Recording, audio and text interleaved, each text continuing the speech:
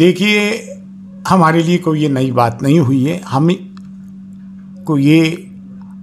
हम एक्सपेक्ट करके चल रहे थे कि पिटीशन जो है मंजूर होगी। अभी संभल में ही देखें ना, 1:30 बजे पिटीशन फाइल की गई। एक्स पार्टी कमिश्नर को 3:30 बजे अपॉइंट कर दिया गया। सामने वाले पक्ष को सुना नहीं गया, जबकि वो ASI में आती है, 400 साल पुरानी मस्जिद है। और शाम को ही कमिश्नर जो है सर्वे करने चले गए और फिर कंप्लीट हो गया सर्वे। उसके बाद 3 दिन बाद फिर आते हैं नारे लगाते हुए, और क्या हुआ आपके सामने? कभी बाबरी मस्जिद, कभी मथुरा, कभी काशी, कभी कहीं, कभी कहीं। कहीं मस्जिदें शहीद की जा रही हैं, कहीं दरगाहें, कहीं खानकाहें, कहीं मॉब लिंचिंग। ये तो 10 साल से हो ही रहा है। ये एक एजेंडा है। उस एजेंडे के तहत विष्णु गुप्ता, ये तो एक just pond in the fish है, फिश इन द पॉन है, सॉरी। तो ये तो एक छोटा सा प्यादा है। तो ये तो एक बहुत बड़ी लार्जर कॉन्स्पिरेसी है। और ये पिछले 3 साल से इसकी शुरुआत हो गई थी। पहले भी इस पे बयानबाजी की, कभी कोई बयान देता है, कभी कोई बयान देता है। लेकिन ये वो दरगाह है जहाँ पे हर धर्म संप्रदाय के लोग आते हैं, हर डिनोमिनेशन के लोग आते हैं, हर कंट्री के लोग आते हैं, हर नेशनैलिटी के लोग आते हैं। और अफ़गानिस्तान से लेके इंडोनेशिया तक सब में बड़ा इस्लाम का मरकज़ है। यहाँ से दीन की शमा रोशन हुई है। करोड़ों इसके अनुयायी हैं, चाहे वो किसी भी मज़हब के हों, और ख़ास तौर से मुसलमान इस दरगाह का बड़ा एहतराम करते हैं। तो ये कोई बच्चों का खेल तो है नहीं। उन्होंने 3 पार्टीज़ को अभी वो दिया है, समन देंगे 20 दिसंबर को।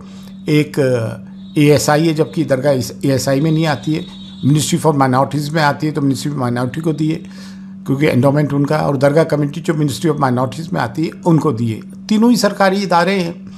तो ये कोई अल्हम्दुलिल्लाह हमारी 800 साल से ख्वाजा मोइनुद्दीन चिश्ती रहमतुल्लाह अलैह की दरगाह है। अभी 813वां उर्स जनवरी की फर्स्ट वीक से शुरू होगा। और इन्होंने उर्स के पहले इस तरह की चीज़ें की है कि कंट्री की कम्युनल हार्मनी को बिगाड़ने की कोशिश की है। वो तो बिगड़ेगी नहीं, लेकिन ये एक देश के हित में नहीं है।